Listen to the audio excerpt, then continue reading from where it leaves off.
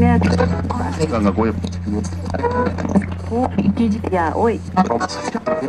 Un eloto. Ganga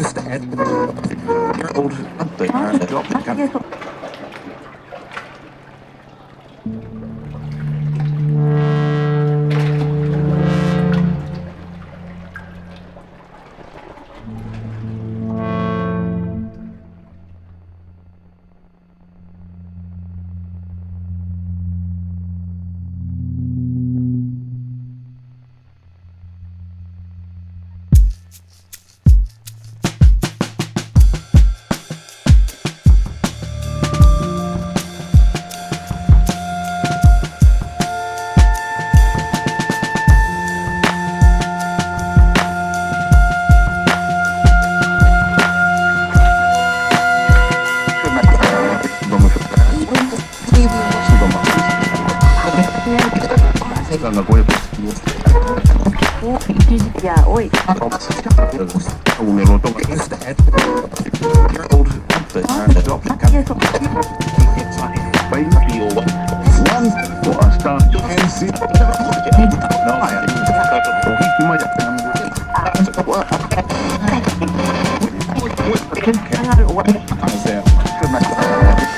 Un eloto.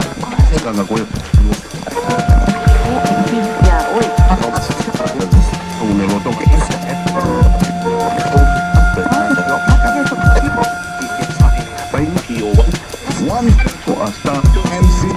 Un eloto.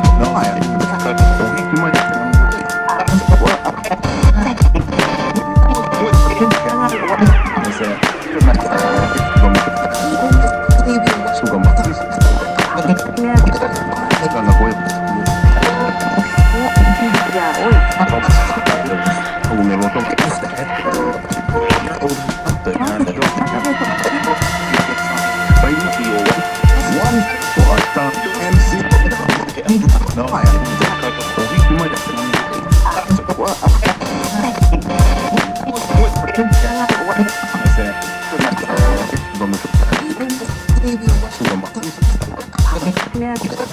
Ganga Goya.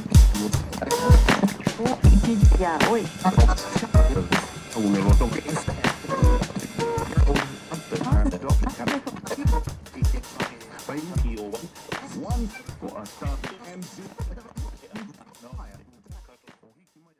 ఉన్నటువంటి ఒక ఈ ఎమ్మెల్యేలు మినిస్టర్లు అంతా ఏడికెళ్ళి వచ్చినారు, మేజర్ గా కాంగ్రెస్ లకి వెళ్ళి వచ్చినటువంటి ఒక వ్యక్తులే టిఆర్ఎస్ లో ఉన్నారు.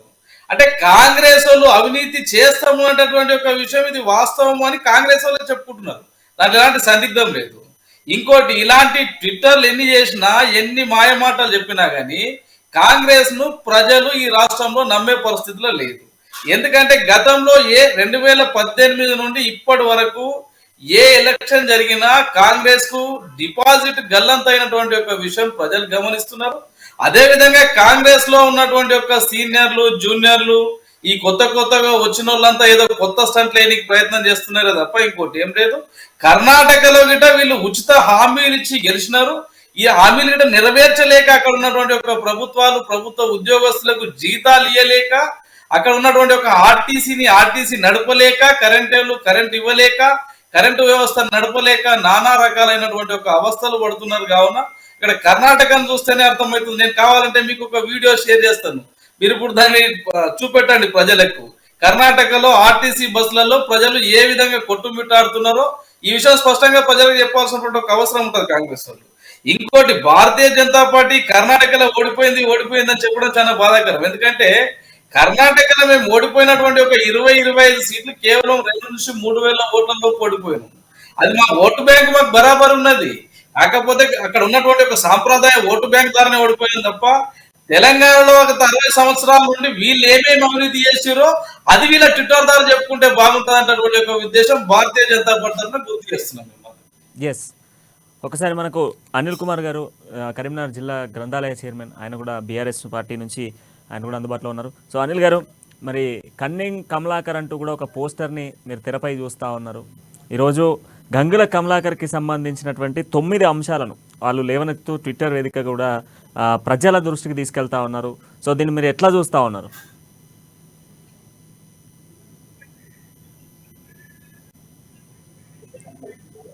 హలో అనిల్ గారు మాట్లాడండి.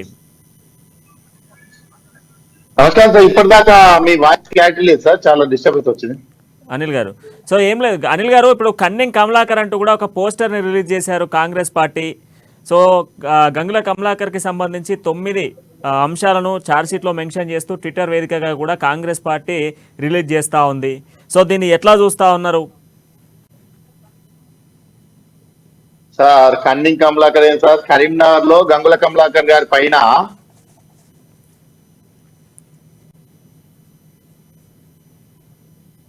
పారిపోయిన వైనం కరీంనగర్ లో కనబడతా ఉంది.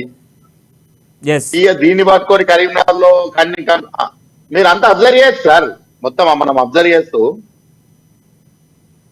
చెప్పండి వినిపిస్తుంది, చెప్పండి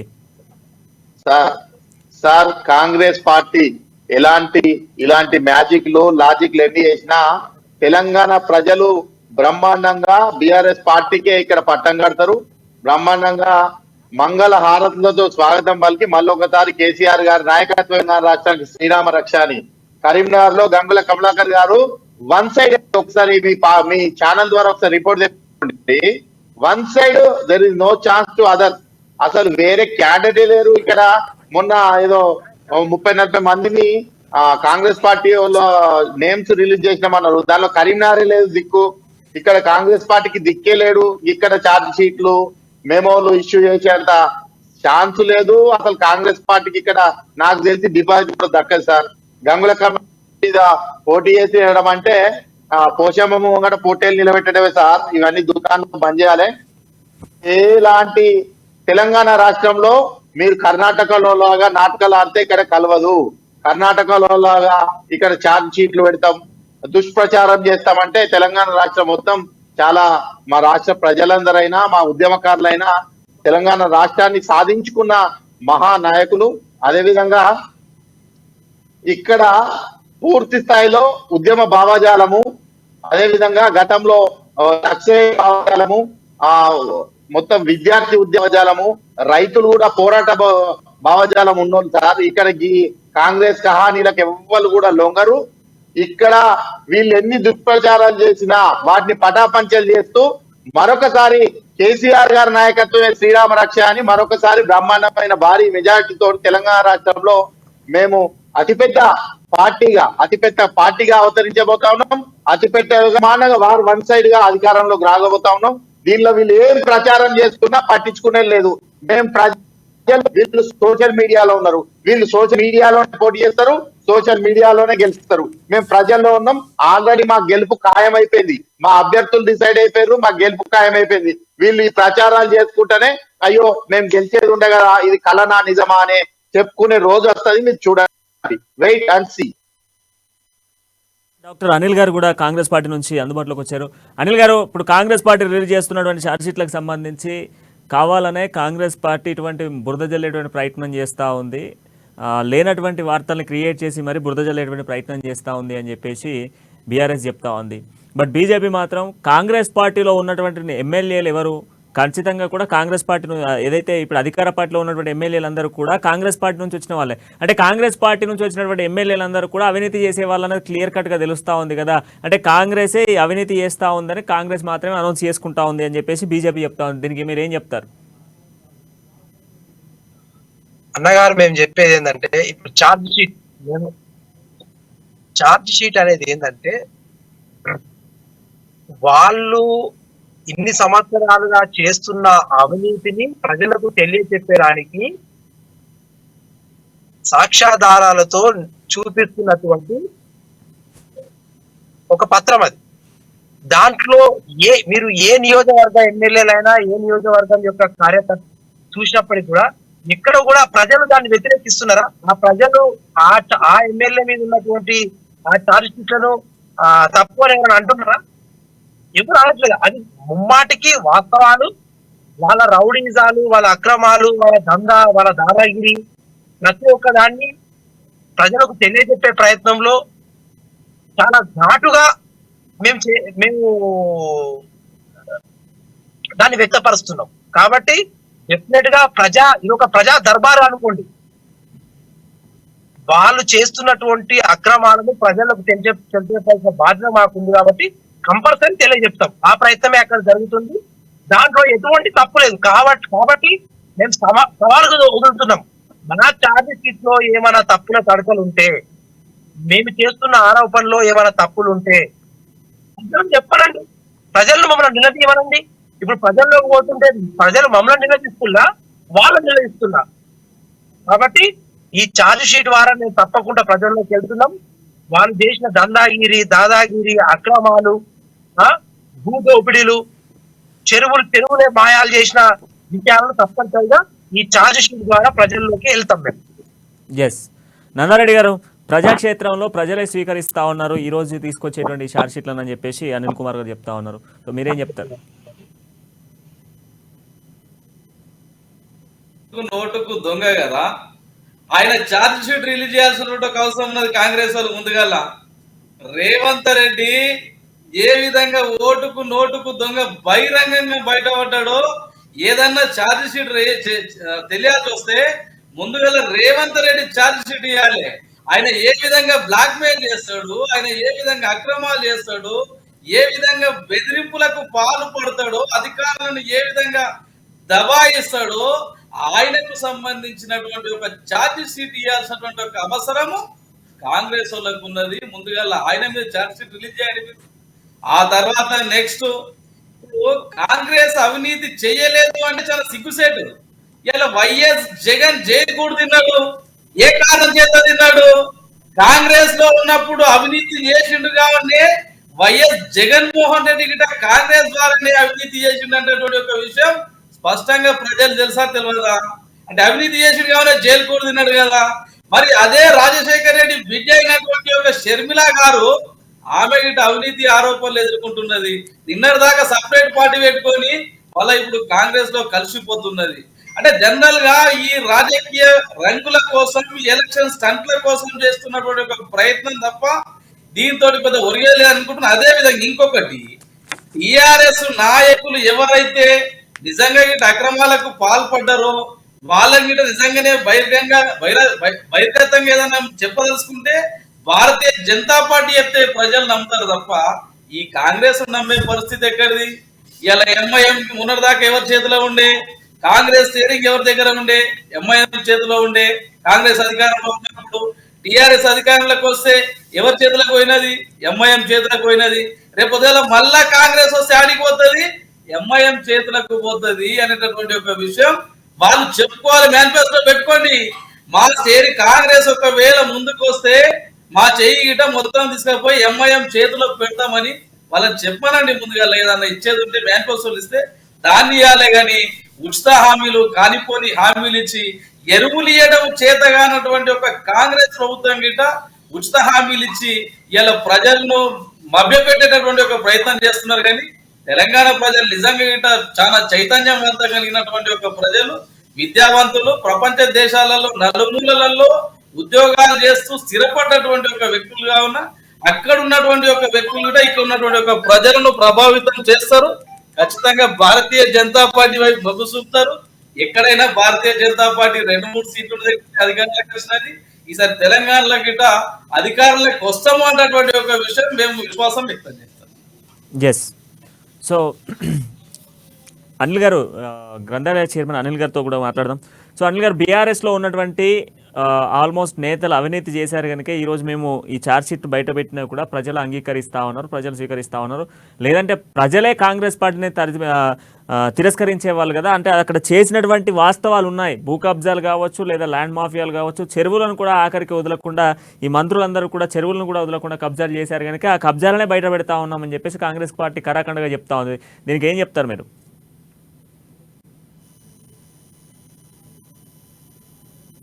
ఇదే కరీంనగర్ లో భూ కబ్జాలు చేసిన వాళ్ళు కరీంనగర్ కాంగ్రెస్ పార్టీలో టికెట్లు అడుగుతా ఉన్నారు.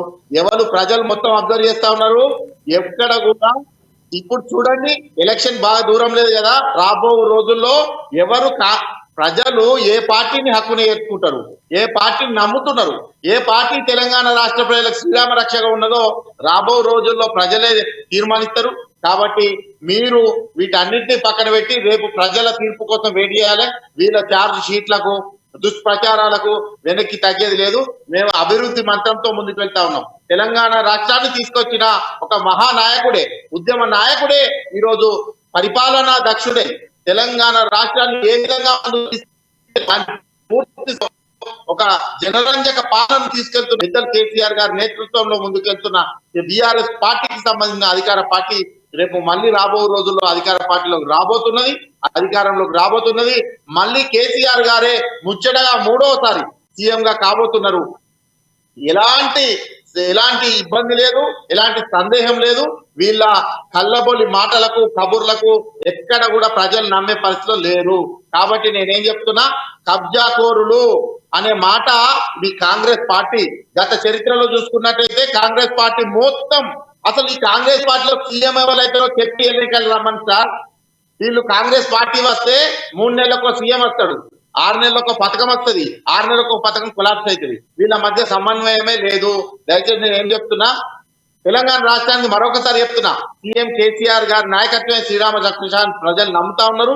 ఈ ఛార్జ్ షీట్లకు, మెమోలకు, దుష్ప్రచారాలకు భయపడేది లేదు.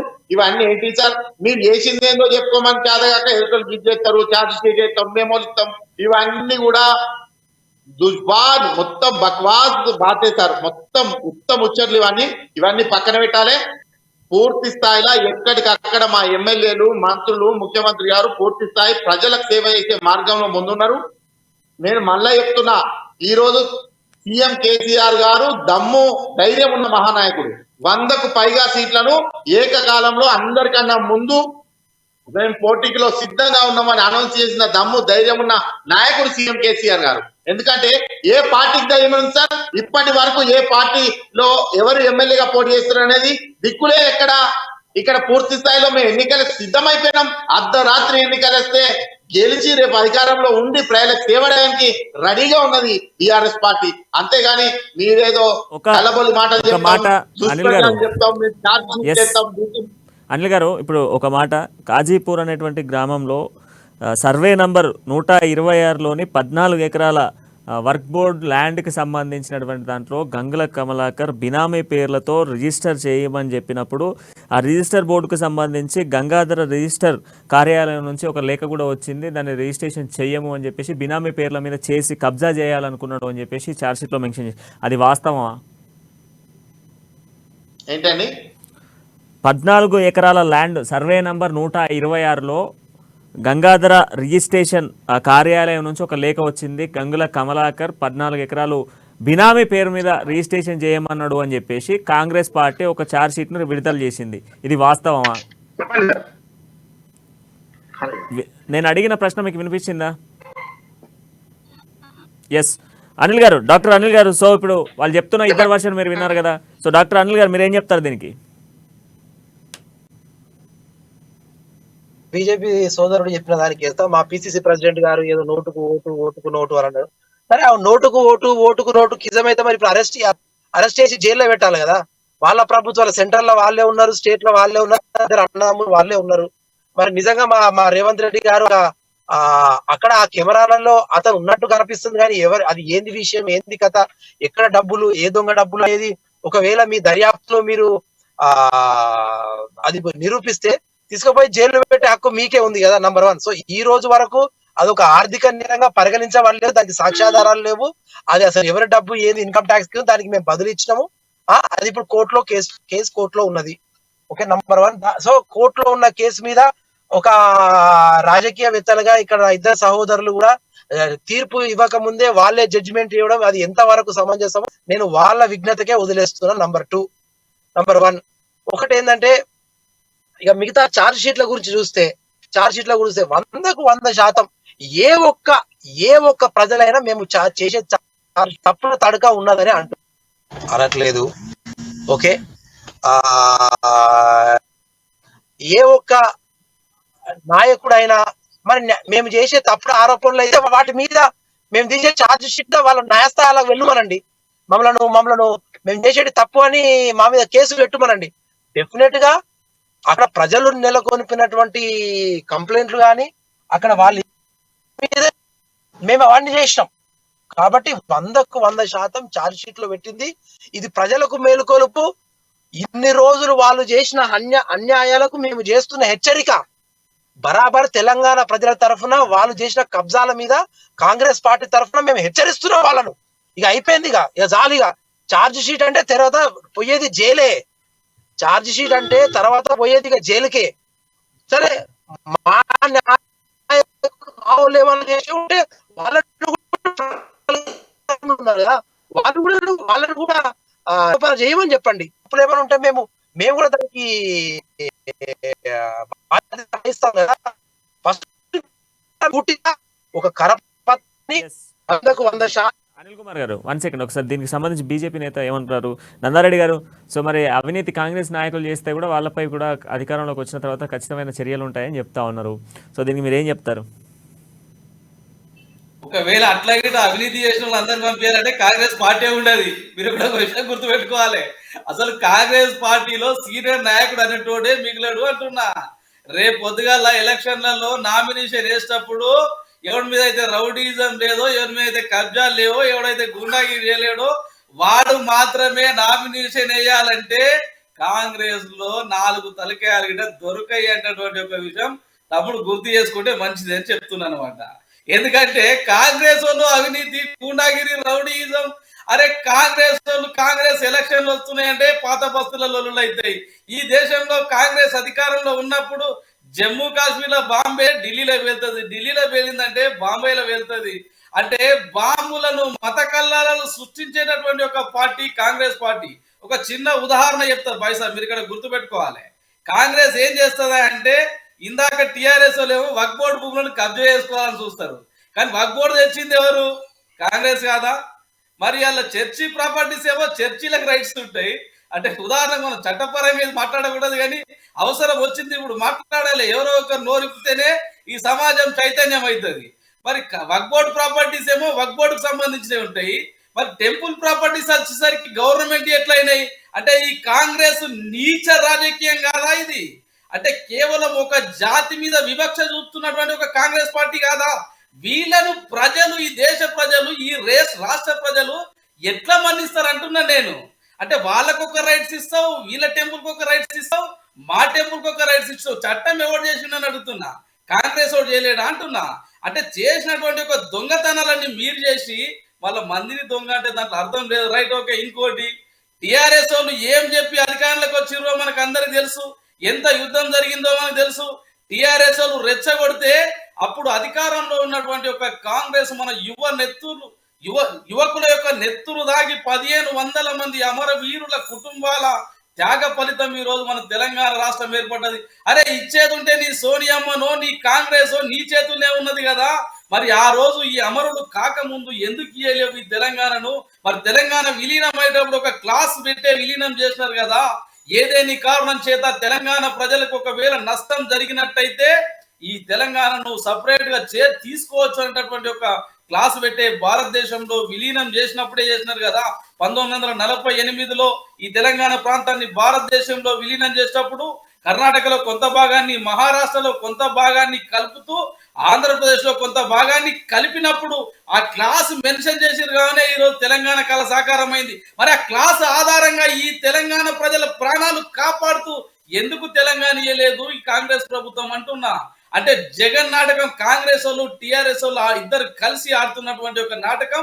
తోడు దొంగలు. ఎందుకంటే 2014లో గెలిచిన ఎమ్మెల్యేలంతా టిఆర్ఎస్ ఉంటారు. 2018లో ఎవడైనా ఆడోడు గెలిస్తే టిఆర్ఎస్ ఉంటారు. రేపు పొద్దుగాల మళ్ళీ గెలిచినా మళ్ళీ గిట టిఆర్ఎస్ లకే పోతారు. ఎంఐఎం తోటి పొత్తు పెట్టుకునేది కాంగ్రెస్ టిఆర్ఎస్ఏ. ఈ సిపిఎం తోటి పొత్తు పెట్టుకునేది కాంగ్రెస్ టిఆర్ఎస్ఏ. అదే విధంగా ఇప్పుడు వైఎస్ షర్మిలను చేర్చుకునేది కాంగ్రెస్ టిఆర్ఎస్ఏ. అంటే నేను ఏమంటున్నంటే ఈ రాష్ట్రానికి సంబంధించినటువంటి ఒక ప్రజల నెత్తురు తాగుతున్నటువంటి ఒక పార్టీలు ఏమన్నా ఉన్నాయంటే ఇది టిఆర్ఎస్, కాంగ్రెస్, 2 ములాఖాత్ పార్టీలు అంటటువంటి ఒక విషయం ప్రజలకు స్పష్టంగా తెలుసు. దీని గురించి ఎక్కువ వివరించాల్సిన అవసరం లేదు. అదే విధంగా మీరు అవకాశం ఇస్తాము అంటే ఇంకా టిఆర్ఎస్ గురించి కూడా చాలా మాట్లాడదాం. ఒక టిఆర్ఎస్ మిత్రుడికి ఇంకొక ప్రశ్న ఉంది. సో ఈ అనిల్ గారు, ఇప్పుడు కాంగ్రెస్ వదిలినటువంటి ఒక ఛార్జ్షీట్లో కేసీఆర్ ప్రామిస్డ్ అనేటువంటి ఒక ఛార్జ్షీట్ని కూడా రిలీజ్ చేశారు నిన్న. దాంట్లో మెన్షన్ చేస్తూ ఉన్నారు ప్రత్యేకంగా కూడా అక్కడ నిరుద్యోగ భృతి, అదేవిధంగా రైతు రుణమాఫీ, దళిత సీఎం, 3 ఎకరాల ల్యాండ్, 12% మైనార్టీ రిజర్వేషన్, ప్రతి ఇంటికి నిరుద్యోగ ఎవరైతే ప్రతి ఇంట్లో ఒక ఉద్యోగాన్ని కల్పిస్తామని చెప్పి సీఎం ఫస్ట్ మేనిఫెస్టో 2014లో ఇచ్చినటువంటి మేనిఫెస్టోను వీళ్ళు ఒక పోస్టర్ని రిలీజ్ చేశారు. సో దీనికి ఏం చెప్తారు? ఇందులో ఇచ్చినటువంటి రైతు రుణమాఫీ గురించి కానివచ్చు, లేదంటే నిరుద్యోగ వృత్తి కావచ్చు, ఇవన్నిటి గురించి ఏం చెప్తుంది బీఆర్ఎస్?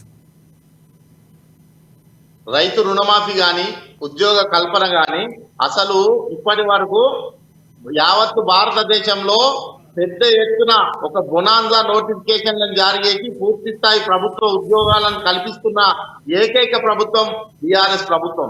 ఏకైక నాయకుడు కేసీఆర్ గారు మాత్రమే పూర్తి స్థాయిలో ఉద్యోగాలు ఎక్కడ ప్రభుత్వంలో ఇప్పటి వరకు ఖాళీలు మొత్తం ఫిలప్ చేయాలని ఆదేశాలు జారీ చేసి పెద్ద ఎత్తున నోటిఫికేషన్లు ఇచ్చి ఈరోజు పూర్తి స్థాయిలో విద్యార్థులు, నేను ఒక గ్రంథాలయ సంస్థ చైర్మన్ చెప్తా ఉన్నా, పూర్తి స్థాయిలో విద్యార్థులు చదువుకోవడంలో మిళితమై ఉన్నారు. మొత్తం ఉద్యోగ ఉపాధి అవకాశాల కోసం అన్ని నోటిఫికేషన్ జారీ అయినాయి. మొత్తం రాష్ట్రంలో కూడా పూర్తి స్థాయి అందరికీ ఉద్యోగ ఉపాధి అవకాశాల కల్పనే లక్ష్యంగా ప్రభుత్వం ముందుకెళ్తా ఉంది సార్. అసలు వీళ్ళు ఏం చూస్తున్నారు, వీళ్ళు ఏం మాట్లాడుతున్నారు అనేది ఎక్కడ అర్థం కావట్లేదు. నిన్నగాక మొన్నటి వరకు కూడా రైతు బంధు గాని రైతుల అకౌంట్ లో జమ అవుతున్న డబ్బులు అందరూ కూడా టింగ్ అని పార్టీలతో సంబంధం లేకుండా మెసేజ్ వస్తా ఉన్నాయి. వీళ్ళు ఏం మాట్లాడుతున్నారు సార్? వీళ్ళు ఏదో ఛార్జ్ షీట్ అయితే వాటికి సమాధానం చెప్పాల్సిన అవసరం మాకు లేదు. ప్రజలకు ఏం చెప్పాలి, ప్రజలకు ఏం చేయాలనేది క్లారిటీ ఉన్న సీఎం కేసీఆర్ గారు. తెలంగాణ రాష్ట్రం సాధించిన మహానాయకుడే ఈ రోజు పరిపాలనా దక్షుడై ఈ తెలంగాణ రాష్ట్రాన్ని పరిపాలిస్తా ఉన్నాడు. ఆయనకు మా తెలంగాణ రాష్ట్ర ప్రజలకు ఏ సమయంలో ఎప్పుడు ఎక్కడ ఏం చేయాలన్నది బాగా తెలుసు. మీరు మాకు చెప్పాల్సిన అవసరం లేదు. మీరు చక్కనోళ్ళు అయితే ఉమ్మడి ఆంధ్రప్రదేశ్ లో మీ గోస, మీ కాంగ్రెస్ పార్టీ చేసినటువంటి గోసతోనే కదా ఈరోజు తెలంగాణ రాష్ట్రం మాకు కావాలి, ఈ ఉమ్మడి రాష్ట్రంలో మేము పడుతుంది మా గోస అనేది తెలియవలసి ప్రజలందరినీ కల్పితం చేసుకొని తెలంగాణ రాష్ట్రాన్ని సాధించిన మహానాయకుడు కదా కేసీఆర్ గారు.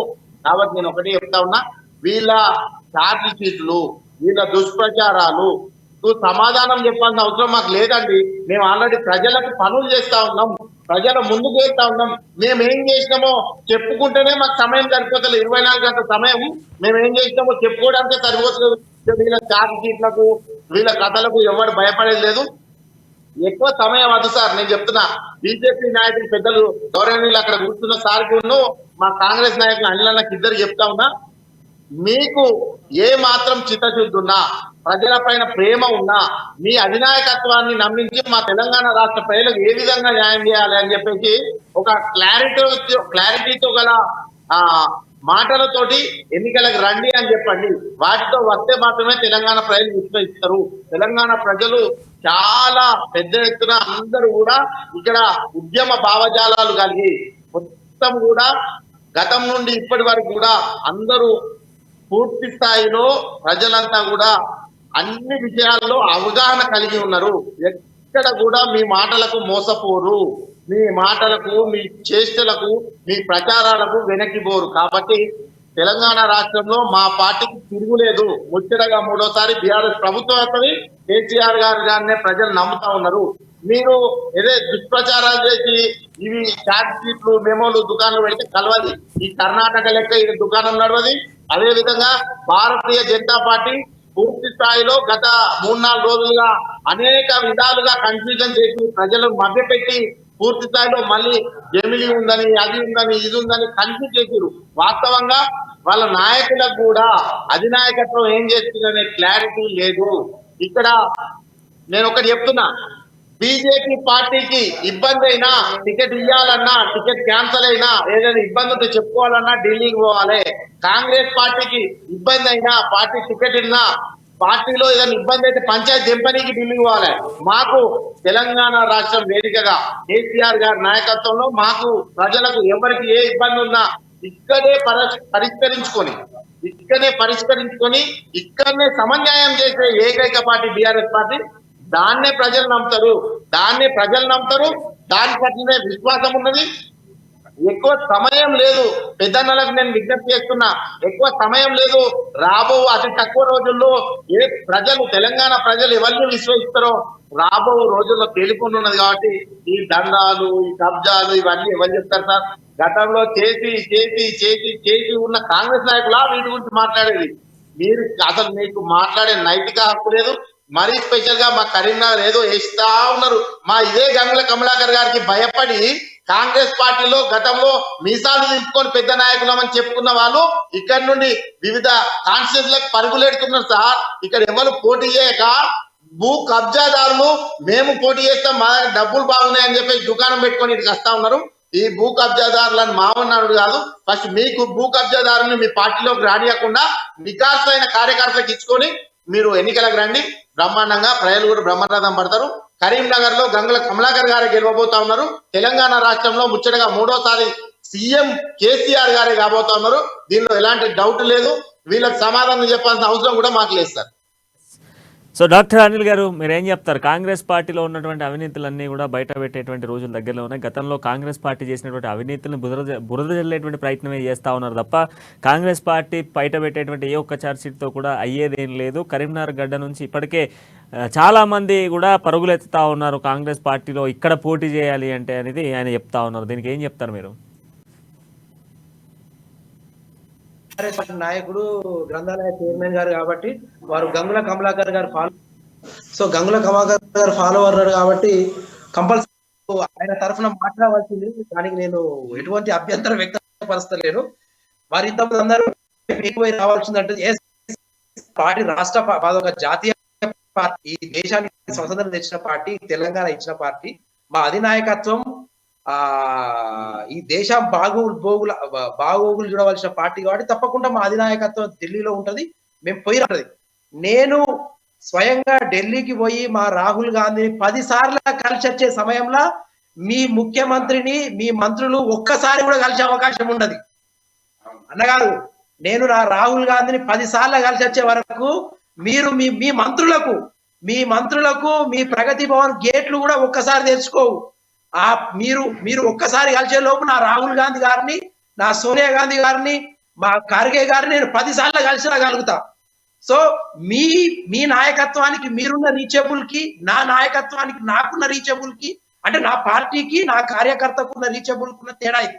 నెంబర్ 2, సరే మేము 100% ఛార్జ్ షీట్ అన్నగారు, మేము ఒట్లాడేది మా కాంగ్రెస్ కార్యకర్తల గురించో, మా కాంగ్రెస్ ప్రభుత్వం గురించో, మా కాంగ్రెస్ మంత్రులు కావాలంటో, ముఖ్యమంత్రులు ఒక భాగం. రేపు అధికారం వస్తే అవన్నీ అంతట తానుగా వస్తాయి. తెలంగాణ పార్టీలో టిఆర్ఎస్ పార్టీలో ఉన్నటువంటి నా సహోదరుల యొక్క ఆత్మాభిమానాన్ని గురించి కూడా మేము కాంగ్రెస్ పార్టీ కొట్లాడుతున్నాం. ఈ రోజు మా బిఆర్ఎస్ మంత్రులకు ప్రగతి గేట్ దగ్గర వాచ్మెన్ కు ఉన్నటువంటి ప్రోటోకాల్ కూడా నా మంత్రులకు లేదు. వాళ్ళు నా రాష్ట్ర ప్రజలే, నా రాష్ట్ర పౌరులే. వాళ్ళ న్యాయం కలవాలనే మేము కొట్లాడుతున్నాం. నా మంత్రులకు, నా బిఆర్ఎస్ మంత్రులకు కూడా కేసీఆర్ గారు ఎప్పుడు పిలిస్తే, ఎప్పుడు అపాయింట్మెంట్ అడిగితే అప్పుడు ఇవ్వాలనేదే నా తాపత్రయం. చెప్పండి అనిల్ గారు, చెప్పండి. డాక్టర్ అనిల్ అన్న ఒక మాట వినాలి. 100% ఛార్జ్ షీట్ లో ఉన్నాయన్ని వాస్తవాలు. ఆ ఛార్జ్ షీటు మేము ఎన్నికల సమయంలో విడుదల చేసిన ఛార్జ్ షీటు తెలంగాణ ప్రజల తరపున హెచ్చరిక. మరొకసారి చెప్తున్నాం, మీరు చేసినటువంటి అన్యాయాలను, అరాచకాలను ప్రజలను అనిల్ గారు ఒక సెకండ్ ఆయన ఏదో ప్రశ్న అడగాలనుకుంటున్నాను, ఒకసారి వినండి. ఎస్ చెప్పండి అనిల్ గారు. అనిల్ అన్న, ఇగో నువ్వు 10 సార్లు కలిసినావు కాబట్టి నేను ఒక జిల్లా గ్రంథాలయ సంస్థ చైర్మన్ గా నెలకు ఒకసారి కలిసేస్తా సార్ సీఎం గారిని. మా పార్టీలో ఏం జరుగుతుంది అనేది మీకు చెప్పుకోవాల్సిన అవసరం నాకు లేదు. కానీ నేనేం చెప్తున్నా, మీరు అధినాయకత్వంతో మీరంతా చాలా దగ్గర ఉండుర్రి. వి ఫీల్ వెరీ హ్యాపీ, చాలా సంతోషిస్తుంది. కానీ నేనేం చెప్తున్నా, మీరు ఛార్జ్ షీట్ లేకుండానే ఉంటున్నా, ఎలక్షన్కి వస్తారా? మీ నాయకుడు ఉన్నారా అన్న? నేను వ్యక్తిగతంగా అంటలేదు.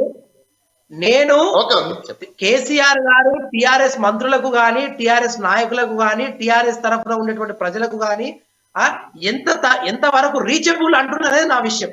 నేను రాహుల్ గాంధీ అంటే అది విషయం.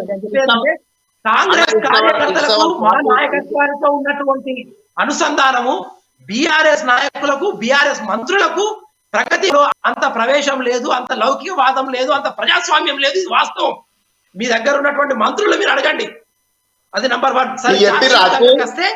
మా మంత్రులకి మీరు చెప్పిరానే అన్నా జర టైం ఇప్పి మా కేసీఆర్ తోటి మీ సోనియమ్మతో చెప్పని ఇట మా మంత్రులు చెప్పిరేంది మీతోటి అవన్నా అరే అన్న తెలంగాణ రాకముందు తెలంగాణ మా సోనియా గాంధీ గారిని రాహుల్ గాంధీ గారు కలిసి మీ ఇప్పుడున్న మంత్రులందరూ లైన్ కట్టలేదా అని మేమే కదిలే అప్పుడు అపాయింట్మెంట్లు ఇప్పించింది మేము కదిలే మీరు మాట్లాడాలి ఇప్పుడు కూడా ఇప్పిస్తురా ఇప్పుడు కూడా మా కేసీఆర్ దాంట్లో మా మంత్రులకి మీరు అపాయింట్మెంట్లు ఇప్పిస్తురేంది మళ్ళా అవన్నా ఎంపీలతో తెలంగాణ రాలేదు. So let us come to the శాతం మేము వాస్తవాలనే చెప్తున్నాము, వాస్తవాలతోనే ముందుకు పోతున్నాము. ప్రజా దర్బార్లో ప్రజా కోర్టులో కంపల్సరీ తప్పు చేసిన వాళ్ళను మేము బరాబర్. ఇప్పుడు ఈరోజు జనగామ ముత్తిరెడ్డి గారి పరిస్థితి ఏంది? వాళ్ళ ముత్తిరెడ్డి కంప్లైంట్ చేసింది. ఒకసారి హనుమకొండ వినయ్ భాస్కర్ గారి గురించి అడగండి, మన్నపల్లి నరేందర్ గురించి అడగండి, అక్కడ ఉన్న గండ్ర వెంకటరమణారెడ్డి గురించి అడగండి, చల్ల ధర్మారెడ్డి ఒక సెకండ్ అనిల్ గారు ఒకసారి నందారెడ్డి గారు ఎస్ ఒక సెకండ్ నందారెడ్డి గారు చెప్పండి. నేను ఏమంటున్నా అంటే తెలంగాణలో ఉన్నటువంటి ఒక మంత్రులు, అనిల్ గారు ఒక నిమిషం, తెలంగాణలో ఉన్నటువంటి ఒక మంత్రులు సొంతగా ఒక ప్రెస్ మీట్ పెట్టి ఒక డిసిషన్ తీసుకొని ప్రజల కోసం ఈ ప్రణాళిక చేసామే అని ఒక ప్రెస్ మీట్ పెట్టడం చేతగానటువంటి ఒక మంత్రులు, అంత నిర్బంధించినటువంటి ఒక ముఖ్యమంత్రి, రాజరిక వ్యవస్థ నడిపిస్తున్నటువంటి ఒక ముఖ్యమంత్రి, రాజ్యాంగాన్ని మీద విశ్వాసం లేక కల్వకుంట రాజ్యాంగం రాష్ట్రాన్ని బహిరంగంగా ప్రకటించినటువంటి ఒక ముఖ్యమంత్రి, అంతకన్నా మూర్ఖత్వం ఇంకా ఏముంటదన్న? కవితమ్మ పోయి ఢిల్లీలో కొట్లాడుతుంది, మరి అలా 33% రిజర్వేషన్ తీసుకొచ్చినాం కదా మహిళలకు, మరి నీ అసెంబ్లీలో మహిళా మంత్రి ఎందుకు లేదు కవితమ్మ? మరి ఆ విషయం మీరు చెప్పండి చైర్మన్ గారు. జరుగుతున్నటువంటి ఒక లోపాల గురించి కూడా చెప్పండి మీరు. అన్నా మీరు వచ్చి పాపం మీకు ఏదో చైర్మన్ ఇచ్చిర్రని మీరు కాకిరి పీకిరి కొడితే ఏం రాదే, ప్రజలు గమనిస్తున్నారు. గత 5 ఏళ్ల నుంచి అసెంబ్లీలో మహిళా మంత్రి లేడు. మహిళల సమస్యలు మీకు ఎట్లా వంట పడతాయి? తాగి పడుకుంటే వంట పట్టాయే, ఫామ్ హౌస్లు పెంచుకుంటే వంట పట్టాయే. మన మహిళలను గిట్ట భాగస్వామ్యులను చేస్తేనే మన అసెంబ్లీలో వాళ్ళ సమస్య లేదో బయటకు వస్తే, చర్చలు జరుగుతూనే ఓపెన్ అయితే అసెంబ్లీలో చర్చ జరగనటువంటి ఒక అసెంబ్లీ ఏదైనా ఉన్నది ఈ దేశంలో అంటే అది కేవలం మన తెలంగాణ రాష్ట్రం. ఈ నియంతృత్వ ముఖ్యమంత్రికి మీరు చెప్పాల్సినటువంటి ఒక బాధ్యత మీకు ఉన్నదాన్ని గుర్తు చేస్తున్నా. అదే విధంగా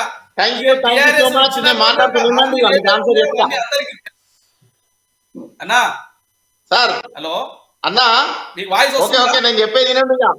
ఇక మీరు చెప్పిర్రు నేను చెప్తా అన్నా, మీరు చెప్పిర్రు నేను చెప్తా. ఇక ఒక్క నిమిషం వినూరు. ఇక మీరు మహిళా మంత్రి లేదంటున్నారు, మహిళా మంత్రి ఉందా కదా?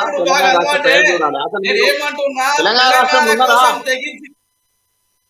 తెలంగాణ కోసం తెగించి కొట్లాడినటువంటి ఒక వ్యక్తులకు మీరు ఇప్పటి వరకు వాళ్ళకి ఐడెంటిఫై చేసి వాళ్ళ మీద ఉన్నటువంటి ఒక కేసులు ఎత్తివేయలేరు. తెలంగాణ ఉద్యమంలో ఎవరైతే అమరులైనారో వాళ్ళ కుటుంబాలను ఆదరించి వాళ్ళకు పెన్షన్ ఇచ్చి కానీ, వాళ్ళ కుటుంబంలో ఉద్యోగం ఇచ్చి కానీ, వాళ్ళకు భూమి ఇచ్చి కానీ ఆదుకోలేనటువంటి ఒక ముఖ్యమంత్రి ఉన్నారంటే మూర్ఖత్వమైనటువంటి ఒక ముఖ్యమంత్రి కేసీఆర్ అన్న. నేను ఎందుకు చెప్తున్నా ఆయన సమాధానం ఇస్తా అంటున్నారు. నందారెడ్డి గారు ఒక సెకండ్, ఆయన సమాధానం ఇస్తా అంటున్నారు. ఎస్ అనిల్ గారు చెప్పండి. వీళ్ళు ప్రజల ముందుకు పోవాలంటే వీళ్ళకి కావాల్సిన పదం కేసీఆర్. కేసీఆర్ అనే పదమే మాట్లాడకపోతే తెలంగాణ రాష్ట్రంలో వీళ్ళకి ముఖమే లేదు సార్. వీళ్ళు ప్రజల ముందుకు పోవాలన్నా, ప్రజల్లో మేము నిలబడుతున్నామని చెప్పాలన్నా, వీళ్ళు ప్రజల్లో మేము ఉన్నామని తెలుసుకోవాలన్నా కేసీఆర్ కేసీఆర్ చేయాలి. అసలు కేసీఆర్ అనే పదం లేకపోతే తెలంగాణ రాష్ట్రమే లేదు సార్. మీరు ఏం మాట్లాడుతున్నారు? నేను చెప్పేది మీకేం కావాలి? ఇప్పుడు మీరు ఉనికి చాటుకోవడానికి కేసీఆర్ గారిని చిక్కుడు పనిచేసి వాస్తవమైన మీ పార్టీ ఏం చేస్తుంది, ఎలక్షన్ ఎట్లా పోతారు, ఎప్పుడు మీరు ఎలక్షన్ గెలిచే ఆలోచన చేయాలి. కానీ కేసీఆర్ చూస్తాం, కేసీఆర్ ఏ చేయాలని చూస్తాం. కేసీఆర్ ను ఇచ్చినంత మాత్రాన మీరు ఇచ్చినంత మాత్రాన కేసీఆర్ గారు ఓడిపోలేదు. మీరు ఇచ్చినంత మాత్రాన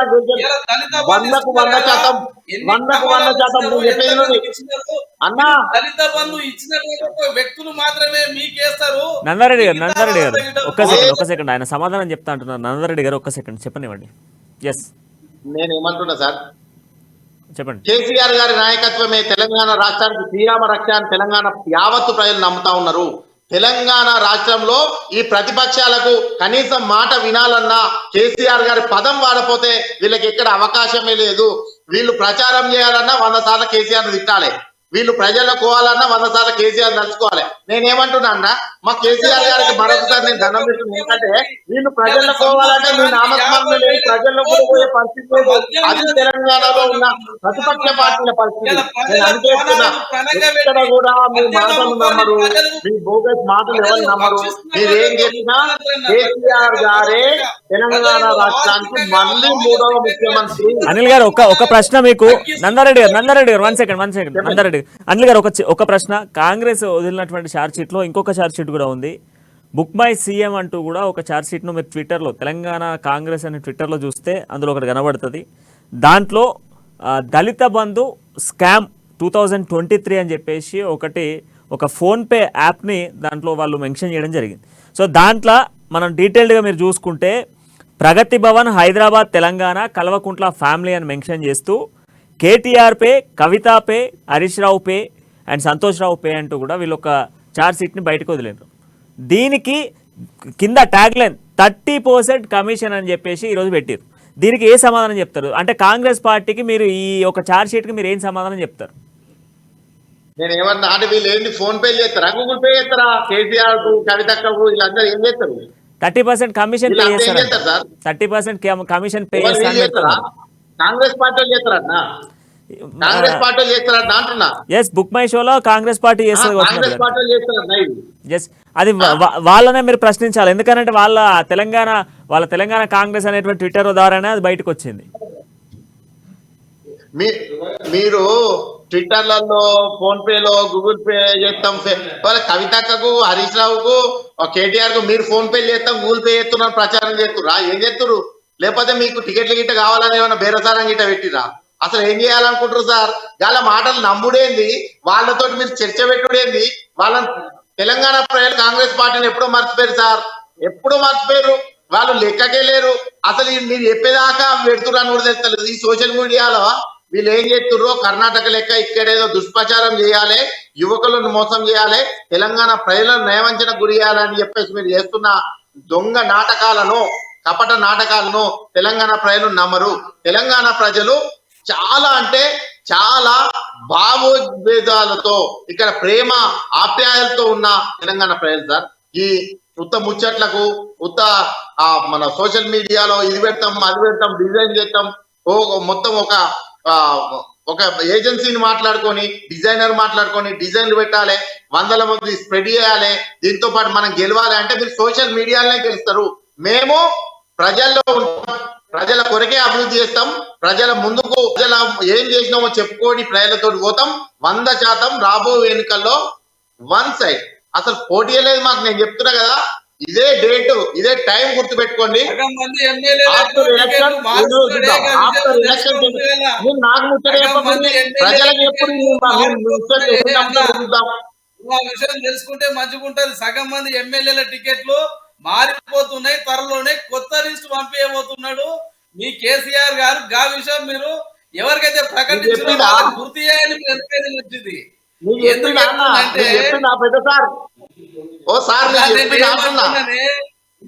నేను ఈ రోజు చెప్తున్నా కదా, ఈ రోజు డిబేట్ లో మాట్లాడుతున్నా కదా, మనం మళ్ళా గిట్ట డిబేట్ లో కూర్చుంటాం. ఆ డిబేట్ రోజు ఇదే విషయం స్పష్టత వస్తుంది.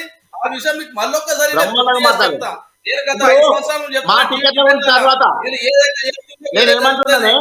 కాంగ్రెస్ లో ఎమ్మెల్యే టికెట్లు రావాలన్నా కేసీఆర్, హరీష్ రావు ములాఖాతు చెప్తేనే కాంగ్రెస్ వాళ్ళ టికెట్లు గిట్ట బీఆర్ఎస్ వాళ్ళే డిసైడ్ చేస్తారు. కాంగ్రెస్ నడిపేటటువంటి ఒక బ్యాక్ డోర్ పార్టీ ఏదైనా ఉందంటే అది బీఆర్ఎస్ పార్టీ. ఇవన్నీ రెండు ఒకటే. ఇండ్లకి గెలిచిన అల్లకే పోతాయి, అల్లకి గెలిచిన పోతాయి. భారతీయ జనతా పార్టీ చెప్తారే ఈ ముచ్చట్లని చెప్పమని కాదే, మీరు భారతీయ జనతా పార్టీలో ఉన్న పెద్ద మనుషులందరికీ ముచ్చట్లు చెప్తారే, ఈ ముచ్చట్లతోటే బతకాలి, మన ప్రజలకు ముచ్చట్లు చెప్పుకుంటూ చెప్తారే. గమ్మతున్నారంటే కాంగ్రెస్ పార్టీలో కూడా బీఆర్ఎస్ పార్టీలో టికెట్ తీసేస్తారు కదా, మరి కాంగ్రెస్ పార్టీలో దుకాణం బంద్ చేసుకుని మెరుగుల కర్మాగారానికి 6,000 కోట్లు ఇచ్చినాం, ఆయుష్మాన్ భారత్ తీసుకొచ్చినాం, అదే విధంగా రైతుల వడ్ల ధరలు 1100 రూపాయలు ఉంటే 2180 రూపాయలు చేసినాము. రైతులకు యూరియా మీద సబ్సిడీ ఇస్తున్నాం, డిఏపి మీద సబ్సిడీ ఇస్తున్నాం, రైతులను ఆదుకున్నాం, ఈ ప్రజలను ఆదుకున్నాం. కావునే భారతీయ జనతా పార్టీని ఆదరిస్తారనేటువంటి ఒక విశ్వాసాన్ని వ్యక్తం చేస్తున్నా. ఈ కాంగ్రెస్ పార్టీ ఈ కాంగ్రెస్ పార్టీ 70 ఏళ్ళు పాలించినటువంటి ఒక కాంగ్రెస్ పార్టీ సామాన్య ప్రజలను బ్యాంకు మెట్లెక్కనీయలేదన్నా. ఒక సామాన్యుడు ఒకవేళ ఒక బ్యాంక్ లో పోయి అకౌంట్ ఓపెన్ చేయాలంటే ఇంకొక బ్యాంక్ హోల్డర్ వచ్చి సంతకం పెడితే గాని అకౌంట్ ఇయ్యలేనటువంటి ఒక దుస్థితి నుండి ఈ రోజు ఊరికే ఆధార్ కార్డు ఇస్తే అకౌంట్ ఇచ్చే సిస్టమ్ తీసుకొచ్చినటువంటి ఒక పార్టీ భారతీయ జనతా పార్టీ అన్న. నందారెడ్డి గారు నందారెడ్డి గారు ఒక నిమిషం ఆయన సమాధానం చెప్తా అంటున్నారు. ఆయన కాంగ్రెస్ పార్టీగా మరి మీకు సమాధానం ఏం చెప్తారో ఒక్కసారి విందాం. నందారెడ్డి గారు 1 సెకండ్. హలో, ఎస్ అనిల్ గారు చెప్పండి. నేను భారతీయ జనతా పార్టీ నుండి ఇప్పటి వరకు మాట్లాడిన మా పెద్దన్నకు wish you all the success sir.